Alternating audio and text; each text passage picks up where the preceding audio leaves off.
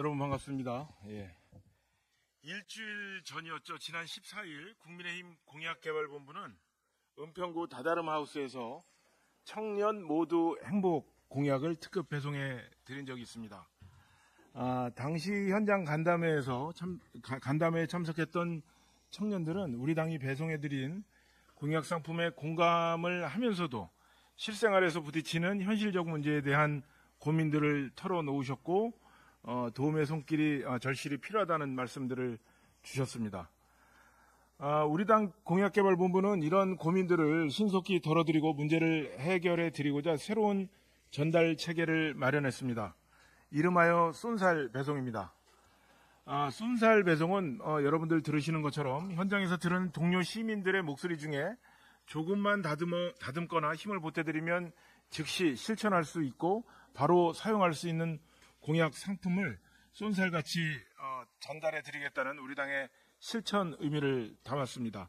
오늘 쏜살 배송해 드리는 공약은 우리 자립준비 청년들이 사회 구성원으로서 첫걸음을 자신 있게 내딛고 당당하게 살아갈 수 있게 하겠다는 국민의힘의 약속입니다.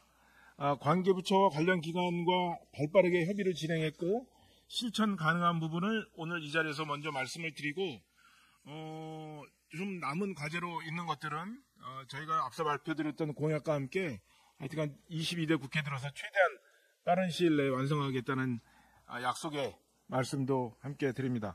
자세한 내용은 오늘 공약개발본부 행복추진단 김미애 단장님과 윤도현 비대위원께서 발표해 주시겠습니다. 안녕하십니까. 국민의힘 중앙공약개발단 행복플러스 단장 김미애입니다. 먼저 간담회 현장에서 제일 많은 의견이 나왔던 주거지원 관련입니다. 현재 자립준비 청년들은 정착지원금으로 주거 환경이 좋은 주택을 얻기에는 어려움이 있어 시세를 고려한 지원이 필요합니다. 일자리 등의 이유로 타 지역으로 이동할 경우 주택 구하기 전 단기로 머물 수 있는 숙소가 몹시 필요하다는 의견입니다. 먼저 LH 전세 임대 지원 한도 상향 및 지역별 차등 방안을 추진하겠습니다.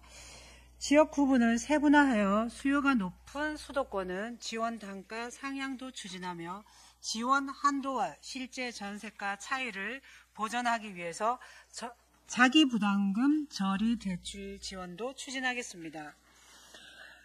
그리고 현실적인 부분인데요. 이것은 이제 보편적으로는 부모님이 계실 때는 첫 거래이기 때문에 동행을 할 텐데 우리 자립준비 청년은 그런 애로사항이 있습니다. 그래서 계약서 작성이나 주택 물색 과정 등 주거 분야 교육도 강화하겠습니다. 계약서 작성 등은 전문가 검토하에 안전하게 이루어지도록 하고 입주자 모집 시에 안내 강화, 시설 퇴소 시 설명회 개최 등 주거 분야 교육 강화 및 주택 물색 및 계약 시 주거 도우미 지원 방안도 모색하겠습니다. 지난번 현장 간담회 했던 은평구 다다름 하우스와 같은 자립지원 커뮤니티 하우스 등 특화 주택 공급 확대를 추진하겠습니다. 현재 국토부 특화형 매입 임대주택 추진 계획에 따라 공모를 통해 연간 2,000호 내외를 추진 중인데 자립준비 청년 주택 활성화를 위한 공모 기준 개선을 통해서 공급 확대가 가능할 것으로 보입니다. 현재도 전국 자립지원 전담기관에서 자립준비 청년 거주시설 단기 입소 연계 및 임대료를 지원 중이지만 일자리 등의 이유로 타 지역으로 이동해야 하는 경우에 주택을 구하기 전에 단기로 머물 수 있는 숙소가 절실히 필요하다는 의견이 많이 나왔습니다. 물론 우리 공약단이 본 배송 때 배송한 내용입니다. 그러나 이게 시급하다는 의견이 많아서 단기 거주시설 확대를 위해서 단기 거주가 필요한 경우 전국 16개 지자체 자립지원시설에 단기 입소할 수 있도록 하고 자립지원 전담기관의 사례관리비 인상을 하는 한편 민간 협력을 통해 민간 투자 거주시설 확대도 추진하겠습니다. 자립준비 청년 임시거처 지원 근거 마련을 위해 관련 제도인 긴급 주거 지원의 지원 대상으로 포함될 수 있도록 추진하겠습니다. 전국 17개 자립지원 전담기관과 시도 등 지자체 협의를 통해 자립준비 청년 수요 파악 및 유스 호스텔 등 단기 수소 활용 방안을 마련하겠습니다.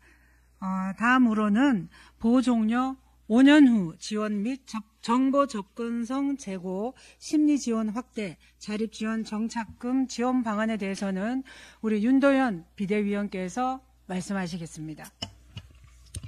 안녕하세요. 국민의힘 비상대책위원 윤도현입니다. 먼저 보호 종료 5년 후 지원 방안입니다. 자립준비 청년들은 시설 퇴소 5년 후 지원 중단에 따른 어려움이 상당하여 일정 기간 추가 자립 지원이 필요하다는 의견을 주셨습니다. 이를 위해서 먼저 보호 연장 여부, 그리고 보호 종료 연령 등에 따른 자립 지원 차등화 방안, 그리고 연구 용역을 추진하여 세부 과제를 마련한 후 다양한 자립 지원 방안을 마련하겠습니다. 다음은 자립준비 청년들의 정보 접근성 제고 방안입니다. 자립준비 청년들은 상당수가 이미 수행 중인 제도 및 지원 서비스를 제대로 인지하지 못하는 바 보다 편리하고 손쉽게 이용할 수 있는 방안이 필요하며 온라인 플랫폼을 활성화하여 시간적 여유가 없는 청년들의 접근성을 높일 필요가 있습니다.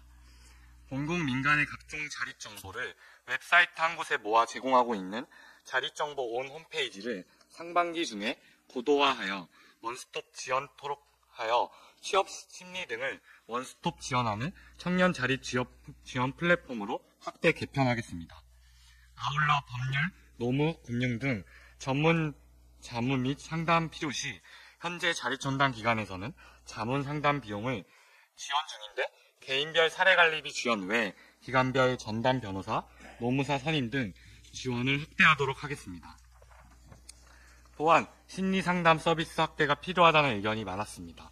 현재 1:1 전문 심리상담을 제공하는 청년 마음건강지원사업에 자립준비 청년은 본인 부담금 면제로 이용 가능하나 물량이 수요에 부족하여 조기 마감되는 등 지원 횟수 초과 시 자립 부담금이 높아 이용에 있어 제약이 발생합니다. 이를 위해서 2024년 하반기 전국민 마음투자 사업으로 통합 시 자립준비 청년 무료 지원 배정 물량 그리고 상담 횟수 등을 지원 확대 추진하도록 하겠습니다. 마지막으로 18세 이후 보호가 종료되면 보호시설을 떠나 홀로서기를 위해 지원하는 지자체에서 자립준비 청년들에게 자립정착금을 지원하고 있는데 일시의 자립 외 목적으로 소진되지 않도록 최초 지급 시 경제교육 실시 및 2회 이상 분할 지급 지자체가 권고 중입니다만 자립 선택에 따라 지급하되 본래의 목적에 맞도록 분할 지급하는 등 다양한 안정장치를 지자체와 함께 마련해 나가도록 하겠습니다. 이상으로 저희 발표는 마치고 다음은 중앙공양개발단 행복플러스 단장이신 김미애 의원님께서 마무리해 주시겠습니다. 오늘 발표한 청년 모두 행복 후속 조치 계획 공약은 지난 2월 14일 자립준비 청년들과의 간담회 시 자립준비 청년들의 현실적인 건의사항을 추가로 반영한 공약 추진 계획입니다. 기존에 준비했던 택배 외에 현장의 목소리를 함께 들으며 당사자 입장에서 필요하다고 의견을 주신 내용을 추가로 준비했습니다. 국민의힘은 앞으로도 격차 해소를 통하여 공동체 가치를 바로 세우는 공약들을 발굴하여 발표해 나갈 계획이며 공약 내용이 실천될 수 있도록 지속적으로 노력하겠습니다. 감사합니다. 혹시 여러분들 질문 있으시면 질문 받도록 하겠습니다.